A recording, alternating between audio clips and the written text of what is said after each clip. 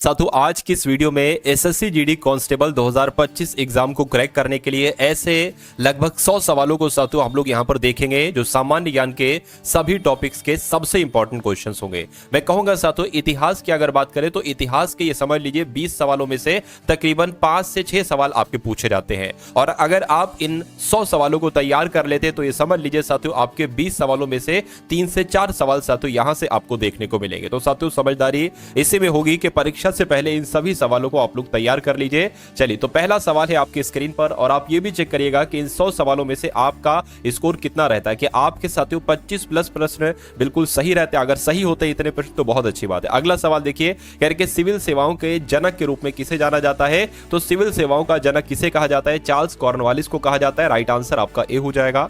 उसके बाद देखिए भारतीय राष्ट्रीय कांग्रेस की पहली भारतीय महिला अध्यक्ष का नाम क्या था, तो इनका नाम क्या था साथियों, सरोजनी नायडू। आप लोग यहां पर ध्यान रखेंगे भारतीय राष्ट्रीय कांग्रेस की पहली भारतीय महिला कौन थी, ठीक है, अध्यक्ष कौन थी, तो सरोजनी नायडू थी। उसके बाद देखिए जुलाई 1905 में बंगाल का विभाजन हुआ था। बिल्कुल, तो बंगाल के विभाजन का आदेश किसने दिया था, तो बंगाल के विभाजन का आदेश साथियों किसने दिया था, लॉर्ड कर्जन ने ही दिया था। और बंगाल का विभाजन कब हुआ था, 1905 में हुआ था, ये आपको मालूम होना चाहिए। अगले नंबर का सवाल है कह रहे कि स्वतंत्रता काल अवधि के दौरान कांग्रेस के अध्यक्ष कौन थे, यानी कि जब स्वतंत्रता का काल चल रहा था उस अवधि के दौरान कांग्रेस के अध्यक्ष साथियों कौन थे, तो जेबी कृपलानी थे। कौन थे साथियों, जेबी कृपलानी थे। आंसर आपका ऑप्शन नंबर डी हो जाए। उसके बाद देखिए होम रूल लीग आंदोलन के संस्थापक कौन थे, तो होम रूल लीग आंदोलन की अगर बात करें साथियों कौन संस्थापक थे, एनी बेसेंट यहां पर हैं, तो एनी बेसेंट आपका यहां पर बिल्कुल सही जवाब हो जाएगा। उसके बाद देख लीजिए अगला सवाल है साथियों बहुत तेजी के साथ ये 100 प्रश्नों की जो साथियों आपको एक सीरीज चलाई गई है इस क्लास के माध्यम से, इस प्रश्नों को देखिएगा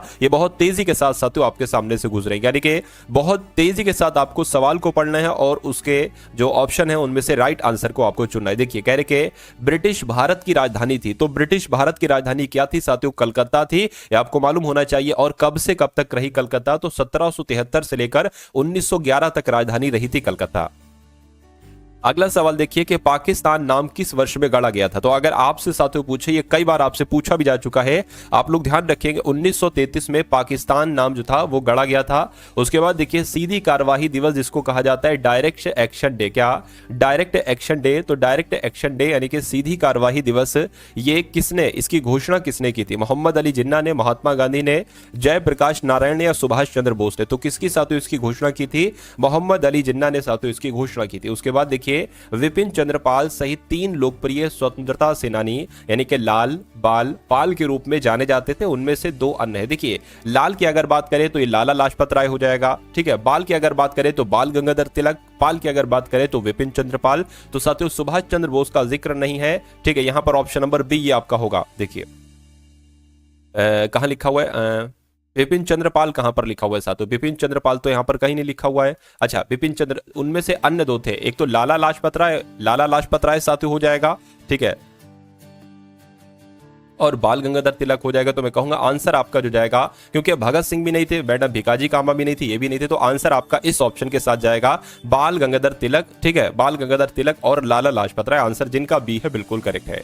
उसके बाद देखिए अगला सवाल है करके जलियांवाला बाग हत्याकांड के लिए जिम्मेदार जनरल डायर की हत्या इनमें से किसने की थी, तो साथियों किसने की थी, सरदार ऊधम सिंह के द्वारा ही जलियांवाला बाग हत्याकांड के, ठीक है, जो जिम्मेदार जनरल डायर थे इनकी हत्या किसने की थी, तो ऊधम सिंह ने ही इनकी हत्या की थी। उसके बाद देख लीजिए अगले नंबर का सवाल है, देखिए सवाल को साथियों और बताइए कि आपका सही जवाब क्या हो सकता है। पूछा जा रहा है कि भगत सिंह और बटुकेश्वर दत्त ने दिल्ली केंद्रीय विधानसभा में स्मोक बम फेंके, वे किसका विरोध कर रहे थे, तो जो इन्होंने साथियों केंद्रीय विधानसभा में जो बम फेंके थे तो वो किसका विरोध कर रहे थे, वो इंडियन काउंसिल एक्ट का नहीं, गवर्नमेंट ऑफ इंडिया एक्ट का नहीं, trade dispute bill and public safety bill, इसका विरोध कर रहे थे। बिल्कुल साथियों इसका विरोध कर रहे थे और यही आपका बिल्कुल सही जवाब हो जाएगा। किस क्रांतिकारी ने खुद से मौत को गले लगाया था, तो किसने साथियों, खुदीराम बोस ने, रासबिहारी बोस ने, भगत सिंह ने, चंद्रशेखर ने, तो मैं कहूंगा साथियों चंद्रशेखर आजाद यहां पर आपका बिल्कुल सही जवाब हो जाएगा, ठीक है।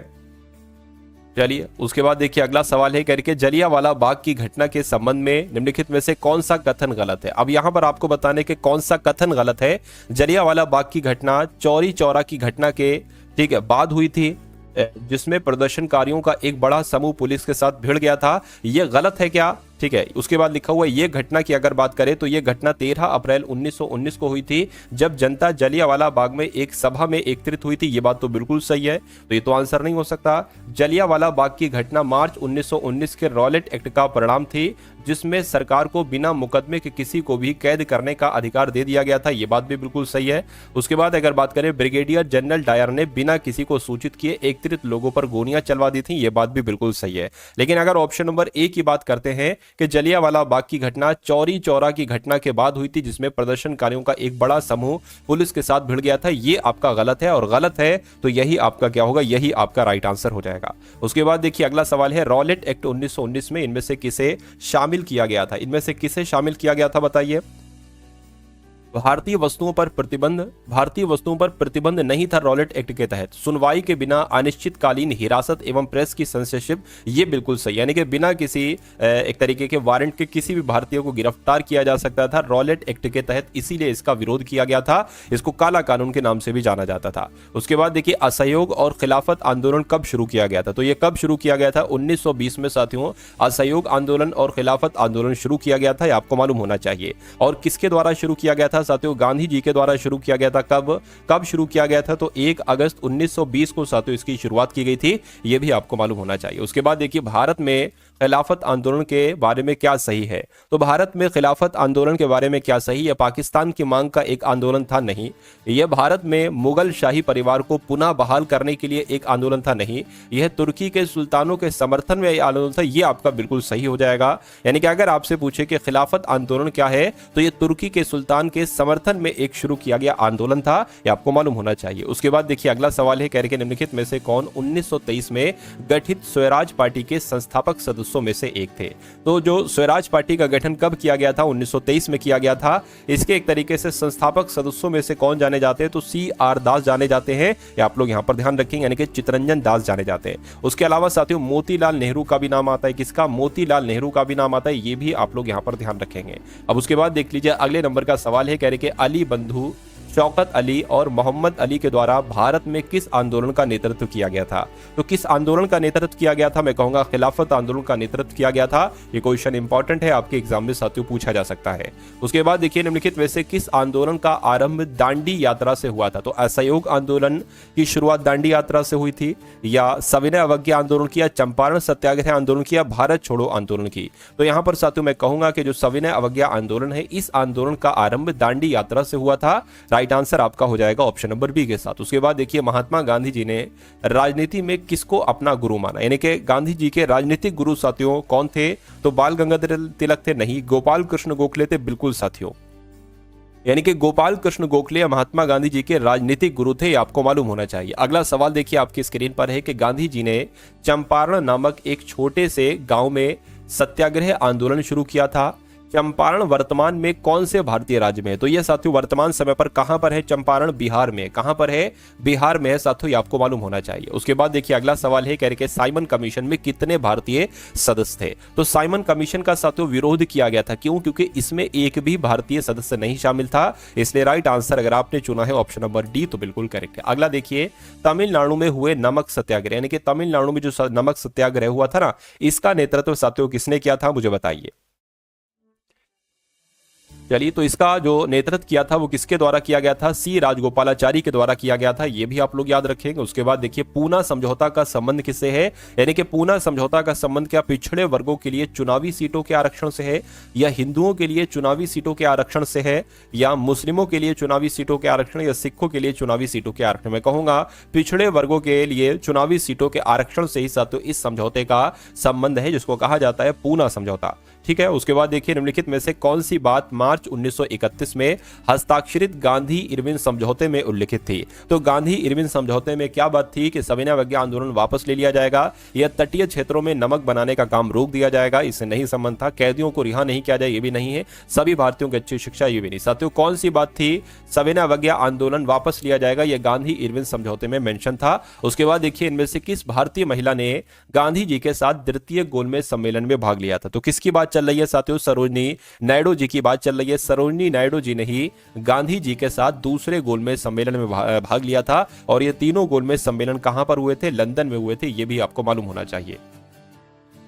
उसके बाद देखिए निम्नलिखित में से कौन सा प्रावधान 1947 के भारतीय स्वतंत्रता अधिनियम का हिस्सा था। तो किसकी बात चल रही है साथियों, क्या आपका सही जवाब होगा भारत ब्रिटेन का एक हिस्सा बन जाएगा, भारत को दो भागों में विभाजित किया जाएगा, ये आपका सही हो जाएगा। क्या क्या निम्नलिखित में से कौन सा प्रावधान तो भारत को दो भागों में विभाजित किया जाएगा, ये 1947 के भारतीय स्वतंत्रता अधिनियम का एक हिस्सा था। राइट आंसर आपका जाएगा ऑप्शन नंबर बी के साथ। अब उसके बाद देखिए अगले नंबर का साथियों सवाल है आपकी स्क्रीन पर, पूछा आपसे जा रहा है कि भारत छोड़ो आंदोलन 1942 में महात्मा गांधी जी के द्वारा दिए गए नारे, यानी कि महात्मा गांधी जी ने कौन सा नारा दिया था। तो साथियों चलो दिल्ली तो नहीं, करो या मरो नारा दिया था भारत छोड़ो आंदोलन के दौरान, जो कि 1942 में हुआ था। महात्मा गांधी जी के द्वारा करो या मरो का नारा दिया गया था। अगला सवाल देखिए कि 1942 में भारतीय राष्ट्रीय कांग्रेस की ओर से निम्नलिखित में से किसने सबसे पहले भारत छोड़ो प्रस्ताव के समझौता साथियों मसौदा तैयार किया था। तो किसने ये काम किया था, मैं कहूंगा ये महात्मा गांधी जी ने काम किया था। सबसे पहले ये काम किसने किया था, यानी कि मसौदा किसने तैयार किया था, तो महात्मा गांधी जी ने तैयार किया था। उसके बाद देखिए अगला सवाल है करके भारतीय रेल का जनक किसे कहा जाता है। तो अगर आपके एग्जाम में साथियों ये सवाल पूछा जाए कि भारतीय रेल का जनक किसे कहा जाता है, तो लॉर्ड डलहौजी को ही क्या कहा जाता है, भारतीय रेल का जनक कहा जाता है। अगला सवाल देखिए कि भारत में सांप्रदायिक निर्वाचन का जनक किन्हें कहा जाता है। तो भारत में सांप्रदायिक निर्वाचन का जनक साथियों लॉर्ड मिंटो को कहा जाता है। किसको कहा जाता है, लॉर्ड मिंटो को कहा जाता है। अगला सवाल देखिए कह रहे कि व्यपगत का सिद्धांत किसने, यानी कि व्यपगत का जो सिद्धांत था ये नीति किसने तैयार की। तो ये नीति साथियों किसने तैयार की, आप लोग यहां पर फटाफट बता दीजिए क्या आपका सही जवाब हो सकता है। चलिए तो साथियों यहां पर भी आपका राइट आंसर क्या हो जाएगा, लॉर्ड डलहौजी हो जाएगा। यानी कि व्यपगत के सिद्धांत इसको किसने दिया था, इस सिद्धांत को किसने दिया था, तो डलहौजी ने ही दिया था। उसके बाद देखिए अगला सवाल कह रहे कि भारत के प्रथम वायसराय कौन थे। तो भारत के पहले वायसराय की अगर बात करें तो लॉर्ड कैनिंग भारत के पहले वायसराय थे। इनके कार्यकाल की अगर बात करें तो 1856 से लेकर 1862 तक साथियों इनका कार्यकाल रहा था। उसके बाद 1858 का जो एक्ट था उसके तहत भारत के गवर्नर जनरल का नाम बदलकर जो है ना भारत का वायसराय कर दिया गया था। क्या भारत का वायसराय कर दिया गया था, और इसीलिए सवाल बन गया कि भारत के पहले वायसराय कौन थे, तो लॉर्ड कैनिंग थे। उसके बाद देखिए अगला सवाल है कि भारत के उस वायसराय का नाम बताइए जिसका संबंध भारतीय स्वतंत्रता संग्राम के दौरान के विवादास्पद इल्बर्ट बिल से था। तो किसकी बात चल रही है साथियों, मैं कहूंगा लॉर्ड रिपन की बात चल रही है। लॉर्ड रिपन, अगर ये डिक्टो सवाल आपसे पूछा जाता है तो लॉर्ड रिपन आप लोग यहां पर बता देंगे। चलिए तो जो भारतीय स्वतंत्रता संग्राम के दौरान जो विवाद वाला जो इल्बर्ट बिल था, इसका किससे संबंधित है साथियों, लॉर्ड रिपन से संबंधित है। भारत के गवर्नर जनरल के रूप में लुइस माउंटबेटन की जगह किसने ली थी। तो साथियों किसने ली थी, ये आपसे पूछा जा रहा है। मैं कहूंगा सी, यानी कि चक्रवर्ती राजगोपालाचारी ने ली थी। राइट आंसर आपका हो जाएगा ऑप्शन नंबर डी। उसके बाद देखिए साथियों अगर आपने इस वीडियो को लाइक नहीं किया तो वीडियो को लाइक कर दीजिए, और चैनल पर अगर नए हैं तो चैनल को साथियों तुरंत आप लोग सब्सक्राइब कर दीजिए। इस सवाल की अगर बात करें करके गवर्नर जनरल लॉर्ड डलहौजी ने किस साम्राज्य को चेरी नाम दिया था। तो किसको साथियों चेरी नाम दिया था आपसे पूछा जा रहा है, तो अवध साम्राज्य को, बिल्कुल साथियों अवध साम्राज्य को ही डलहौजी साहब ने चेरी नाम दिया था। यह इंपॉर्टेंट क्वेश्चन है, आपके एग्जाम में आपसे पूछा जा सकता है। जिस सहायक संधि के आधार पर ब्रिटिश अपनी पूरी शक्ति का प्रयोग करके बाह्य एवं आंतरिक खतरों से भारतीय रियासतों की सुरक्षा करने के लिए जिम्मेदार थे, वह किसके द्वारा प्रतिपादित की गई थी। तो वो किसके द्वारा प्रतिपादित की गई थी, डलहौजी के द्वारा नहीं, कर्जन के द्वारा, वेलेजली के द्वारा की गई थी। फिर से एक बार देख लीजिए, कह रहे कि जिस सहायक संधि के आधार पर ब्रिटिश अपनी पूरी शक्ति का प्रयोग करके बाह्य एवं आंतरिक खतरों से भारतीय रियासतों की सुरक्षा करने के लिए जिम्मेदार थे, वो किसके द्वारा प्रतिपादित की गई थी, वो लॉर्ड वेलेजली के द्वारा प्रतिपादित की गई थी। ये आपको साथियों याद रखना है। चलिए भाई अब उसके बाद देखिए अगले नंबर का सवाल है आपकी स्क्रीन पर, कह रहे कि स्वतंत्रता मेरा जन्मसिद्ध अधिकार है और मैं इसे लेकर रहूंगा, ये नारा किसके द्वारा दिया गया। ये बहुत बार आपसे सवाल पूछा जा चुका है। लाला लाजपत राय के द्वारा नहीं, बिपिन चंद्रपाल नहीं, भगत सिंह नहीं साथियों, बाल गंगाधर तिलक के द्वारा यह नारा दिया गया, जिस नारे का नाम है स्वतंत्रता मेरा जन्मसिद्ध अधिकार है और मैं इसे लेकर रहूंगा। आधुनिक मनु के नाम से किन्हें जाना जाता है साथियों, एक बार फटाफट आप लोग बताइए। तो आधुनिक मनी साथियों, आधुनिक मनु की अगर बात करें डॉक्टर भीमराव अंबेडकर को ही क्या कहा जाता है, आधुनिक मनु कहा जाता है। उसके बाद देखिए भारतीय राष्ट्रवाद एक संप्रभात घटना है जो वकीलों एवं डॉक्टरों तथा जमींदारों द्वारा उपजाई गई थी, ये किसका कथन है। तो ये साथियों किसने कहा था, ये आपसे यहां पर पूछा जा रहा है, फटाफट आप लोग बता दीजिए। तो ये साथियों राजेंद्र प्रसाद नहीं, जवाहरलाल नेहरू नहीं, वल्लभ भाई पटेल नहीं साथियों, ये गांधी जी का कथन है। ये किसका कथन है, ये गांधी जी का कथन है साथियों, जिनका आंसर है ऑप्शन नंबर किसके साथ साथियों, डी के साथ। मैं कहूंगा आंसर आपका बिल्कुल करेक्ट हो जाता है। चलिए गांधी जी को ब्रिटिश से कौन सी उपाधि प्रदान की थी और उनके द्वारा त्याग दी गई, यानी कि गांधी जी को अगर बात करें कौन सी उपाधि दी गई थी साथियों, कैसरे हिंद की उपाधि दी गई थी, लेकिन इन्होंने इस उपाधि को साथियों त्याग दिया था जलियांवाला बाग हत्याकांड के विरोध में। उसके बाद देखिए अगला सवाल है करके कौन से भारतीय नेता को लोकप्रिय रूप से पंजाब केसरी कहा जाता है, यानी कि पंजाब केसरी के नाम से किनको जाना जाता है, अगर आपसे एग्जाम में पूछा जाए तो लाला लाजपत राय को पंजाब केसरी के नाम से जाना जाता है। राइट आंसर आपका ए हो जाता है। जवाहरलाल नेहरू ने किसके निधन पर कहा कि हमारे जीवन से रोशनी चली गई, यानी कि ये किसका कथन था साथियों, तो पंडित जवाहरलाल नेहरू का कथन था। लेकिन ये किसके साथियों एक तरीके से निधन पर कहा था, मैं कहूंगा महात्मा गांधी के निधन पर कहा था हमारे जीवन से रोशनी चली गई। ये बात किसने कही थी, तो पंडित जवाहरलाल नेहरू ने कही थी। भारत के लौह पुरुष यानी कि आयरन मैन ऑफ इंडिया किसे कहा जाता है, तो आप लोग ध्यान रखेंगे सरदार वल्लभ भाई पटेल को आयरन मैन कहा जाता है, यानी कि iron man of India Bharat का लौह पुरुष कहा जाता है। तो जिनका आंसर ऑप्शन नंबर सी था मैं कहूंगा बिल्कुल करेक्ट है। अगला सवाल देखिए करके grand old man of India किसे कहा जाता है, तो महात्मा गांधी को नहीं, बाल गंगाधर तिलक को नहीं साथियों, दादा भाई नौरोजी को grand old man of India कहा जाता है। राइट आंसर आपका जाएगा सी के साथ। अगला सवाल आपकी स्क्रीन पर है, आपसे पूछा जा रहा है कि भारत के उस स्थान का नाम बताइए जहां शून्य मील का पत्थर यानी कि 0 मील स्टोन देखा जा सकता है, जिसमें बलुआ पत्थर से बने 4 घोड़ों युक्त एक स्तंभ की आकृति बनी हुई। डिक्टो सवाल आपसे पूछा जाएगा, तो ये कहां पर है साथियों, ये नागपुर में साथियों है, यहां पर आपको ध्यान रखना है, ठीक है ना, नागपुर जहां पर शून्य मील का पत्थर देखा जा सकता है जिसमें बलुआ पत्थर से बने 4 घोड़ों युक्त एक स्तंभ की आकृति बनी हुई, कहां पर, नागपुर में। अवध के इनमें से किस नवाब ने लखनऊ में बड़ा इमामबाड़े का निर्माण करवाया था, तो बड़ा इमामबाड़ा साथियों कहां पर है, लखनऊ में है। छोटा इमामबाड़ा कहां पर है, लखनऊ में है। बड़े इमामबाड़े का निर्माण किसने करवाया था, आसिफ जहां मिर्जा ने करवाया था। किसने, सॉरी आसिफ जहां मिर्जा ने नहीं बल्कि आसफुद्दौला ने करवाया था। क्या आसफुद्दौला ने करवाया था, आप लोग ध्यान रखेंगे।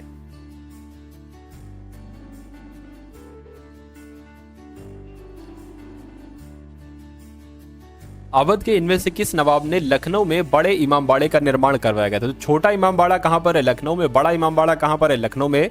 तो दोनों इमामबाड़े लखनऊ में, लेकिन बड़े इमामबाड़े का निर्माण किसके द्वारा करवाया गया था, आसफुद्दौला के द्वारा करवाया गया था। उसके बाद देखिए कह रहे कि ऐसे जियो जैसे कि यह आपका आखिरी दिन है, ऐसे सीखो कि आप हमेशा जीवित रहेंगे। यह शब्द किसके द्वारा कहे गए, यानी कि यह बात किसने कही थी, तो आपको मालूम होना चाहिए ये गांधी जी के द्वारा बात कही गई थी। राइट आंसर आपका ऑप्शन नंबर ए हो जाएगा। नई दिल्ली में स्थित इंडिया गेट, क्या नई दिल्ली में जो इंडिया गेट है इसका डिजाइन साथियों किस वास्तुकार के द्वारा तैयार किया गया था, बताइए। तो ये किसके द्वारा तैयार किया गया था, ये एडविन लुटियंस के द्वारा तैयार किया गया था, ये आप लोग ध्यान रखेंगे। राइट आंसर आपका ऑप्शन नंबर डी हो जाएगा। उसके बाद देख लीजिए अगला सवाल है करके बांग्लादेश को स्वतंत्र देश का दर्जा साथियों कब प्राप्त हुआ था, तो कब प्राप्त हुआ था, 1971 में प्राप्त हुआ था। बांग्लादेश को स्वतंत्र देश का दर्जा 1971 में प्राप्त हुआ था।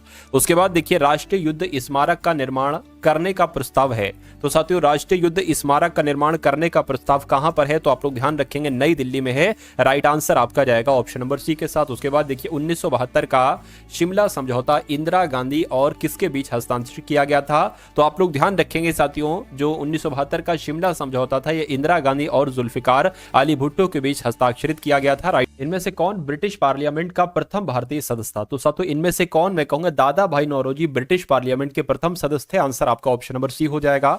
किस आंदोलन को भारत का पहला सविनय अवज्ञा आंदोलन कहा गया है, यानी कि सिविल डिसओबीडियंस मूवमेंट कहा गया, तो किसको साथियों कहा गया है, चंपारण आंदोलन को किया गया, ये भी आप लोग ध्यान रखेंगे।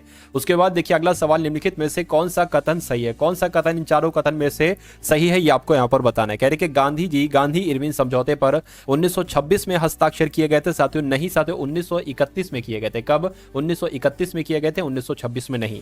उसके बाद कहा जा रहा है कि साइमन कमीशन 1932 में भारत आया, साथियों साइमन कमीशन तो 1928 में भारत आया, तो ये भी गलत हो जाएगा और ये गलत हो चुका है। बाल विवाह निरोधक अधिनियम सन 1929 में पारित किया गया, ये बात बिल्कुल सही हो जाएगी। और उसके बाद कहा गया है साथियों कि रॉलेट एक्ट सन 1909 में पारित किया गया, नहीं साथियों 1919 में पारित किया गया। तो साथियों 3 गलत हैं, ए बी डी, और जबकि सी वाला बिल्कुल सही है। सही है तो यही आपका राइट आंसर है। उसके बाद देखिए नेक्स्ट नंबर का सवाल है साथियों आपके स्क्रीन पर, पूछा आपसे जा रहा है कि 1861 में भारतीय पुरातत्व सर्वेक्षण की स्थापना किसके द्वारा की गई थी, तो किसके द्वारा की गई थी, एलेक्जेंडर कनिंघम के द्वारा की गई थी, ये आप लोग ध्यान रखेंगे। उसके बाद देखिए कि बंकिम चंद्र चट्टोपाध्याय के द्वारा लिखित राष्ट्रीय गीत वंदे मातरम इनमें से किस उपन्यास का हिस्सा है, तो किस उपन्यास का हिस्सा है साथियों, ये आनंद मठ का हिस्सा है, आप लोग ध्यान रखेंगे। अगला देखिए निम्नलिखित में से वह दार्शनिक प्रणाली कौन सी है जो केवल उसे मान्यता देती है जिसे वैज्ञानिक रूप से सत्य पिता किया जा सकता है, वैज्ञानिक रूप से सत्यापित किया जा सकता है, ये होना चाहिए, सत्यापित किया जा सकता है, और या जिसका तार्किक या गणितीय सत्यापन संभव है और इस तरह तत्व मीमांसा तथा आस्तिकवाद को अस्वीकार करता है। तो यहाँ पर अगर बात करें साथियों, राइट आंसर आपका क्या होगा? संरचनात्मक व्यवहारिकता नहीं, प्रतीकात्मक अन्योन क्रिया नहीं, मत भिन्नता नहीं साथियों, निश्चयात्मकता हो जाएगी। यानी कि अगर ये डिक्टो सवाल आपसे पूछा जाए तो आंसर मैंने आपको यहाँ पर बता दिया। उसके बाद देखिए कि फ्रंटियर गांधी के नाम से किन्हें जाना जाता है? तो फ्रंटियर गांधी के नाम से खान अब्दुल गफ्फार खान को जाना जाता है। आप लोग ध्यान रखेंगे, राइट आंसर आपका बी हो जाएगा। भारत और पाकिस्तान के बीच युद्ध विराम रेखा को नियंत्रण रेखा में कब परिवर्तित किया गया? तो साथियों कब परिवर्तित किया गया? 1972 में परिवर्तित किया गया। उसके बाद देखिए कि इंडियन लीग की स्थापना 1875 में कलकत्ता में की गई थी। तो किसके द्वारा की गई थी? किसके द्वारा साथियों की गई थी? शिशिर कुमार घोष के द्वारा की गई थी इंडियन लीग की स्थापना 1875 में कोलकाता में। उसके बाद देखिए कि खुदाई खिदमतगार नामक संगठन के सदस्य किस नाम से लोकप्रिय थे? तो ये लाल कुर्ती नाम से साथियों लोकप्रिय थे, जो खुदाई खिदमतगार नामक संगठन के सदस्य थे। उसके बाद देखिए बांग्लादेश को स्वतंत्र देश का दर्जा कब प्राप्त हुआ? तो साथियों कब प्राप्त हुआ? 1971 में ही बांग्लादेश को स्वतंत्र देश का दर्जा प्राप्त हुआ। अगला देखिए शिमला समझौता 1972 पर किसके द्वारा हस्ताक्षर किए गए थे? तो किसके द्वारा साथियों किए गए थे? इंदिरा गांधी एवं जेड.ए. भुट्टो के द्वारा हस्ताक्षर किए गए थे। किस पर? शिमला समझौते पर, जो 1972 में हुआ था। इनमें से किसका निर्माण प्रथम विश्व युद्ध में शहीद हुए सैनिकों की स्मृति में किया गया था? तो साथियों जो इंडिया गेट की अगर बात करें, इंडिया गेट का निर्माण प्रथम विश्व युद्ध में शहीद हुए सैनिकों की स्मृति में किया गया था। विक्टोरिया टर्मिनल, जिसे अब छत्रपति शिवाजी टर्मिनल कहा जाता है, इसका निर्माण साथियों कब किया गया था? तो इसका निर्माण की अगर बात करें कब किया गया था? 1888 में किया गया था। ये आपको यहां पर मालूम होना चाहिए। अगला सवाल देखिए कि हम वहां हैं जिसे हमारे विचारों ने बनाया, इसलिए आप जो सोचते हैं उस पर ध्यान दें। शब्द गौण हैं, विचार रहते हैं, वे दूर तक जाते हैं, ऐसा किसने कहा था? तो अगर ये कथन आपके एग्जाम में साथियों पूछा जाए तो आप लोग बता देना कि ये स्वामी विवेकानंद जी के कथन है। Right answer option number C हो जाएगा। उसके बाद देखिए कि 1921 में एडविन लुटियंस ने इनमें से किसका निर्माण करवाया था? तो किसका निर्माण करवाया था साथियों? इंडिया गेट का निर्माण करवाया था। ये आप लोग ध्यान रखेंगे। अगला सवाल देखिए कि निम्नलिखित में से किन नेताओं ने ताशकंद समझौते पर हस्ताक्षर किए थे? आपसे पूछा जा रहा है। तो लाल बहादुर शास्त्री और अयूब खान की अगर बात करें तो इन दो नेताओं ने ताशकंद समझौते पर हस्ताक्षर किए थे। उसके बाद देखिए इंडिया नाम अगर बात करें तो नदी से लिया गया है, यानी कि किस नदी से लिया गया है इंडिया नाम? मैं कहूंगा सिंधु नदी से लिया गया है इंडिया नाम। ये भी आप लोगों को याद रखना है। उसके बाद देखिए महाभारत के अनुसार भीम और हिडिंबा का पोता कौन था? क्या महाभारत के अनुसार साथियों इनके पोते का नाम क्या था? बर्बरीक था। क्या इनके पोते का नाम था? बर्बरीक था। ठीक है, किसके पोते का नाम? भीम और हिडिंबा के। चलिए, इनमें से किसने माउंट आबू के पास कायादारा गांव में गौरी राजवंश के मोहम्मद गौरी को हराया था? तो साथियों किसने हराया था? भीमदेव सोलंकी द्वितीय ने हराया था। ये आप लोग ध्यान रखेंगे। राइट आंसर आपका सी हो जाएगा। भारत के किस राज्य में कार्ले नामक संरक्षित बौद्ध गुफाएं मौजूद हैं? तो किसकी बात चल रही है साथियों? महाराष्ट्र की बात चल रही है, यानी कि भारत के महाराष्ट्र में ही कार्ले नामक संरक्षित बौद्ध गुफाएं मौजूद हैं।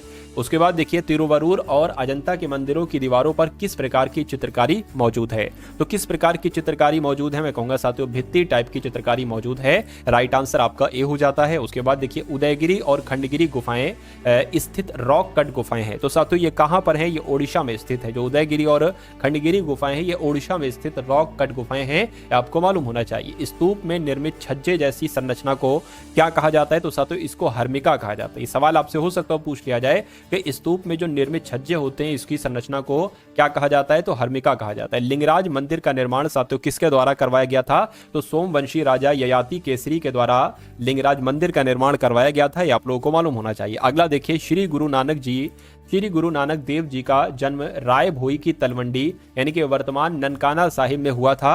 तो जो हुआ था साथियों ये कब हुआ था? ये 1469 में हुआ था। ये भी इंपॉर्टेंट क्वेश्चन है। उसके बाद देखिए अगला सवाल है कि निम्नलिखित में से शहरों में किसे प्राचीन समय टेसिन गनाडू कहा जाता है? तो किसकी बात चल रही है? क्या आपका राइट आंसर होगा साथियों? कोल्लम आपका राइट आंसर हो जाएगा। यानी कि निम्नलिखित शहरों में से किसे प्राचीन समय डेसिन गनाडू कहा जाता है? तो कोल्लम आपका राइट आंसर होगा। उसके बाद देखिए मध्यकालीन भारत के दौरान लिखी गई किताब गीत गोविंदम के लेखक कौन है? तो गीत गोविंद के लेखक कौन है साथियों? जयदेव हैं। कौन है गीत गोविंद के लेखक साथियों? जयदेव आपका आंसर हो जाएगा। अगला देखिए यानी कि जो गोल गुंबद है साथियों ये कहां पर स्थित है, तो गोल गुंबद की अगर बात करें ये कहां पर स्थित है, ये कर्नाटक में स्थित है। कहां पर साथियों, कर्नाटक में स्थित है। और ये किसका गुंबद है, एक तरीके से बात करें तो गोल गुंबद मोहम्मद आदिल शाह का मकबरा है। अगला देखिए, निम्नलिखित में से किस शहर में जंतर मंतर नहीं है, तो अगर बात करें साथियों देखिए कहां कहां पर है, इंदौर में नहीं है, बाकी जयपुर में, वाराणसी में, उज्जैन में है, यानी कि इंदौर में नहीं है साथियों, तो इंदौर आपका राइट आंसर हो जाता है। उसके बाद देखिए, महाराजा जय सिंह द्वितीय ने इनमें से किस शहर में जंतर मंतर का निर्माण नहीं करवाया था, बताइए।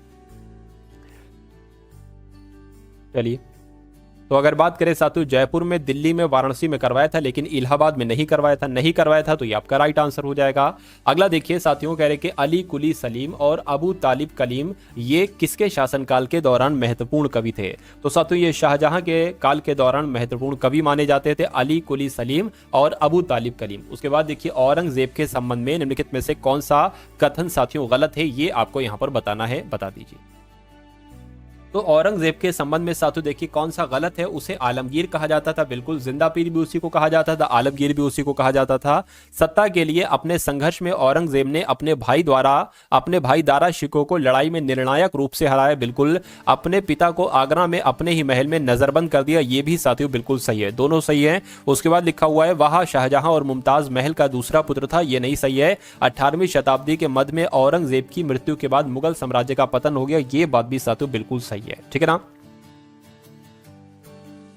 अब यहां पर अगर बात करें, देखिए ये लिखा हुआ है शाहजहां और मुमताज महल का दूसरा पुत्र था, तो शाहजहां के अगर बात करें तो साथियों 4 पुत्र थे और 3 पुत्रियां थीं। इसमें पहला पुत्र था दारा शिकोह, दूसरा पुत्र था साथियों शाह शुजा और तीसरा था औरंगजेब। क्या तीसरा था औरंगजेब, इसमें क्या लिखा हुआ है, दूसरा था, तो कुल मिला के ऑप्शन नंबर सी वाला गलत है, तो यही आपका राइट आंसर हो जाएगा। चलिए, उसके बाद देखिए साथियों नेक्स्ट नंबर का सवाल है आपके स्क्रीन पर, इस सवाल को देखिए और बताइए सही जवाब आपका क्या होगा। यानी कि बाबर की आत्मकथा यानी कि बाबरनामा किस भाषा में लिखी गई है, तो ये तुर्की भाषा में लिखी गई है, राइट आंसर आपका डी हो जाएगा। आईने अकबरी किसने लिखी थी, यह 16वीं शताब्दी का विस्तृत दस्तावेज है जिसमें सम्राट अकबर के अधीन मुगल साम्राज्य की प्रशासन व्यवस्था का विस्तृत वर्णन किया गया है। तो किसकी बात चल रही है साथियों, अबुल फजल की बात चल रही है, यानी कि आईने अकबरी किसके द्वारा लिखी गई, तो अबुल फजल के द्वारा लिखी गई थी। मध्यकाल में लिखे गए महाकाव्य यानी कि पद्मावत के लेखक कौन थे, तो साथियों पद्मावत के लेखक कौन थे, तो मैं कहूंगा मलिक मोहम्मद जायसी ही पद्मावत के लेखक हैं, ये आपको यहां पर मालूम होना चाहिए। अगला देखिए, क्या आपसे कहा जा रहा है, देखिए और साथियों बताइए आंसर क्या होगा। कह रहे कि भारत का अंतिम मुगल शासक कौन था, तो भारत का अंतिम मुगल शासक कौन था साथियों, बहादुर शाह द्वितीय भारत का अंतिम मुगल शासक था। उसके बाद देखिए, अकबर द्वारा किस वर्ष इबादत खाना का निर्माण करवाया गया था, तो कब करवाया गया था, 1575 में साथियों अकबर के द्वारा इबादत खाने का निर्माण करवाया गया था। निम्नलिखित में से कौन बादशाह अकबर के दरबार में 9 रत्न में से एक नहीं था, तो साथियों कौन कौन 9 रत्नों में से एक थे, देखिए अगर बात करें फकीर अजियो की दिन ये थे, अबुल फजल इब्न मुबारक थे, राजा टोडरमल थे, लेकिन उस्मान अली खान नहीं थे, ठीक है ना। उस्मान अली खान साथियों अकबर के दरबार के 9 रत्नों में से एक नहीं थे, बाकी नीचे तीनों वाले थे। उसके बाद देखिए अगला सवाल है, शाहजहां की बेटी जहां आरा ने शाहजहानाबाद में स्थापित नई राजधानी की कई वास्तुशिल्प परियोजनाओं में भाग लिया था, तो साथियों यहां पर अगर बात करें तो यहां पर आंसर क्या होगा साथियों, देखिए शाहजहां की बेटी, हो सकता हो साथियों ये पूछा जा रहा हो कि शाहजहां की कौन सी बेटी ने शाहजहानाबाद में स्थापित नई राजधानी की कई वास्तुशिल्प परियोजनाओं में भाग लिया था, लेकिन ये टाइप हो गया गलती से, यहां पर डॉट डॉट डॉट डॉट करके देना चाहिए था, तो जहां आ रहा है यहां पर आपका सही जवाब हो जाएगा।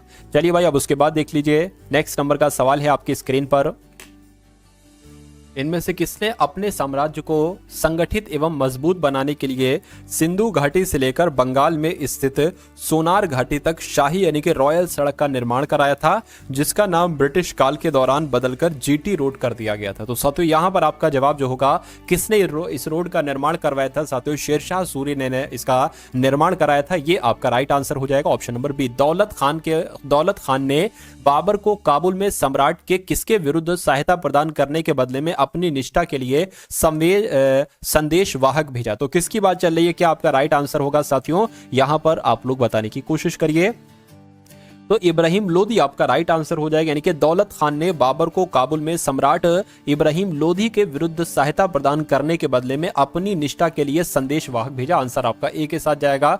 उसके बाद देखिए अगला सवाल है, कह रहे कि फुतुहात फिरोजशाही में उसकी प्रशासनिक उपलब्धि का रिकॉर्ड दिया गया है। तो किसकी उपलब्धियों का जिक्र है साथियों? फिरोज शाह तुगलक की उपलब्धियों का रिकॉर्ड किया गया कहां पर? फुतुहात फिरोजशाही में। अगला देखिए कुतुब मीनार जो दुनिया की सबसे ऊंची ईंटों की मीनार है, इसका निर्माण 1193 में दिल्ली सल्तनत के दिल्ली के किस संस्थापक के आदेशों के तहत किया गया था?